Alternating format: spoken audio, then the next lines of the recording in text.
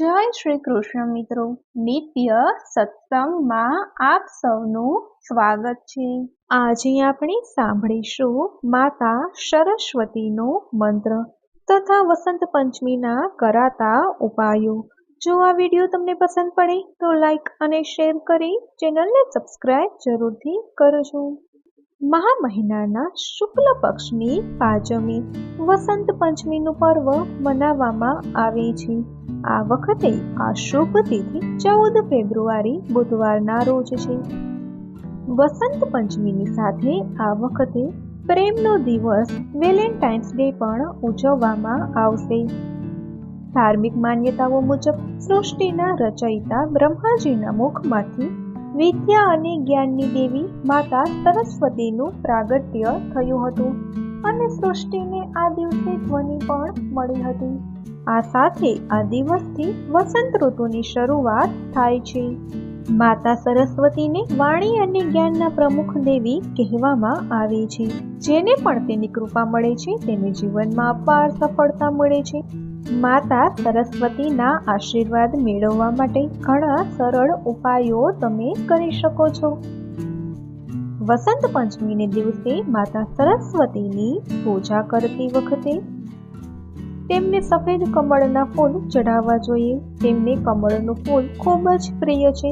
આનાથી માતા ખુશ થશે અને તમને આશીર્વાદ આપશે। વસંત પંચમીને દિવસે જ્યારે તમે માતા સરસ્વતીની પૂજા કરો છો ત્યારે તેમના ચરણોમાં પીળા ચંદન અથવા કેસર અર્પિત કરો। પૂજા પછી તેને પોતાની પાસે રાખો। જ્યારે પણ તમારે કોઈ ખાસ કામ કરવા માટે જવાનું હોય તો તેનાથી તિલક લગાવો અને કાર્ય કરવા જાઓ, તમને સફળતા અચૂક મળશે। જો તમારે શિક્ષણ, સ્પર્ધા કે કારકિર્દીમાં સફળતા જોઈતી હોય તો તમારા સ્ટડી ટેબલને એવી રીતે રાખો કે તેની સામે ઘણી ખાલી જગ્યા હોય અને તમે જ્યાં બેસો ત્યાં પાછળ દિવાલ હોય। તમારું મુખ પૂર્વ કે ઉત્તર દિશામાં હોવું જોઈએ। વાસ્તુ અનુસાર અભ્યાસ કે આવા કામ કરવાથી સફળતા મળે છે। જે લોકો પોતાના બાળકોનું શિક્ષણ શરૂ કરવા માંગે છે તેમણે વસંત પંચમીના રોજ મા સરસ્વતીની પૂજા કરવી જોઈએ અને બાળકોને મૂળાક્ષરો શીખવવા જોઈએ।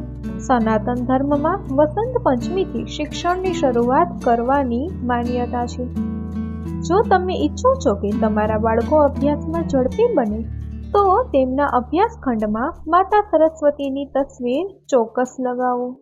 વસંત પંચમીને દિવસે માતા સરસ્વતીની પૂજા કરતી વખતે ઓમ એમ સરસ્વતીએ નમઃ અથવા એમ મહાસરસ્વતીએ નમઃ મંત્રનો જાપ કરો। તમને કાર્યોમાં સફળતા અવશ્ય મળશે। આ ઉપરાંત શિક્ષણ કે અન્ય સ્પર્ધામાં સફળતા મેળવવા માટે માતા સરસ્વતીનો ગાયત્રી મંત્ર ઓમ વાગદેવ્યઃ ચ વિદ્મહે કામરાજાય ધીમહિ તન્નો દેવી પ્રચોદયાત। આ મંત્રનો જાપ કરવાથી શિક્ષણ સ્પર્ધાના ક્ષેત્રમાં અવશ્ય સફળતા પ્રાપ્ત થાય છે। આ ઉપરાંત આ મંત્રના જાપ કરવાથી બળ, તેજ, જ્ઞાન, બુદ્ધિ વગેરે પ્રાપ્ત થાય છે અને માતા સરસ્વતીનો આશીર્વાદ મળે છે।